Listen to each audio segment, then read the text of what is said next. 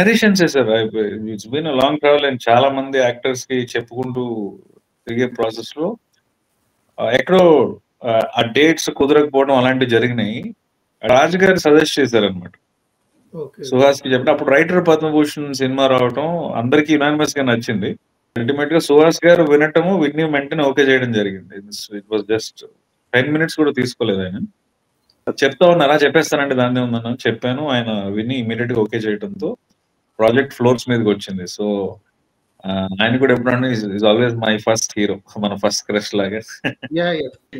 And Suhas గారు చేసిన తర్వాత ఆ క్యారెక్టర్ ఇంకొకరు ఊహించుకోలేకున్నాం సార్, అంత ఇంపాక్ట్ ఉంది ఆ క్యారెక్టర్. వెరీ ట్రూ, చాలా బాగా చేశారు. అంటే ఇంకా ఆయన జీవించారు అని అంటుంటారు పెద్ద మాట తెలుగులో, అంటే ఈ లివ్ ద క్యారెక్టర్ అనే ఫీలింగ్. అంటే చాలా జెన్యున్ గా ఉంటారండి సుహాస్ గారు. స్క్రీన్ కెమెరా ముందర ఎలా ఉంటారో కెమెరా ఆఫ్ ద కెమెరా కూడా అలాగే ఉంటారండి. So you don't feel he's acting, so you will feel the character.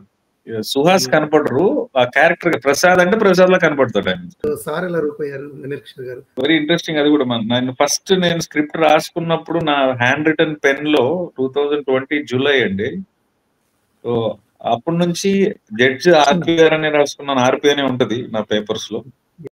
Friend వెన్నెల కిషోర్ అనే ఉంటది. హీరో ఒకటే హీరోస్ పెట్టాను, అది ఆ ప్లేస్ కి సుహాస్ గారు వచ్చారు. మిగతా వాళ్ళందరూ almost cost first fixed.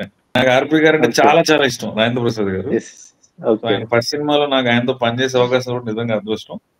So Kishore గారు అలాగే. కిషోర్ గారు ఫస్ట్ కథ చెప్పినప్పుడు అంటే అంత పెద్ద కమెడియన్ కదా ఆయన, పెద్ద యాక్టర్ కదా, తీసుకొచ్చి నేనేం చెయ్యట్లేదే ఇంకేమైనా యాడ్ చేద్దాం అంటే నాకు జస్ట్ ఒక 35 minutes టైం దొరికింది. ఆయన వేరే సినిమా షూటింగ్ లో ఉంటే క్యారవాన్ లో చెప్పాను ఆయన లంచ్ చేస్తున్నప్పుడు.